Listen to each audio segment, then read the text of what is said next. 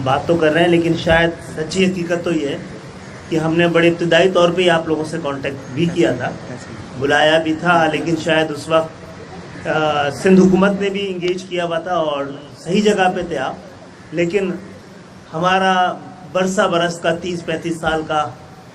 تجربہ یہی کہہ رہا تھا کہ وہ انگیج تو کریں گے لیکن کچھ کر کے نہیں دیں گے۔ میں بھی سمجھتا ہوں کہ جہاں پر حکومتوں نے اپنی مرضی کے کاروبار ایس او پی کے نام پر کھولے ہوئے ہیں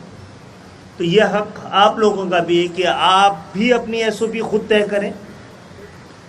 اور اس کاروبار کو کھولا جائے فوری طور پہ۔ اب اس شہر کو کھلنا ہے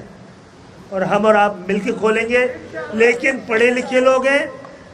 کسی سے پاکستان میں کوئی مائی کا لال یہ نہیں کہہ سکتا ہے کہ ہم سے زیادہ قربانی دی ہے، ہم اپنے حصے سے زیادہ والی قربانی دے چکے ہیں، کوئی یہ نہیں کہہ سکتا ہے۔ پاکستان کی محبت ہمارے رگوں میں خون مل کے دوڑتی ہے، تو اس لیے ہم اور آپ کو دونوں کام کرنے ہیں، اس ملک کو بھی چلانا ہے، بیماری کو نہیں پھیلنے دینا ہے۔ یہ شہر چلتا ہے تو یہ ملک پلتا ہے، ہم 50 سال سے لوگ یہی کہہ رہے ہیں، لیکن حکمرانوں کو یہ بات پتہ نہیں۔ خدا کے لیے اب کراچی جیسے شہر کو اسلام آباد سے بیٹھ کے نہ چلایا جائے۔ کراچی کا المیہ یہ ہے کہ وزیر اعلیٰ ہاؤس سے شہر کو چلایا جاتا ہے، جہاں پہ بیٹھا ہوا ایک شخص بھی اس شہر سے تعلق نہیں رکھتا ہے، اور وہ پولیس جو یہاں پر جس کی ذمہ داری لگائی گئی ہے اس کا اس شہر سے کوئی تعلق نہیں ہے۔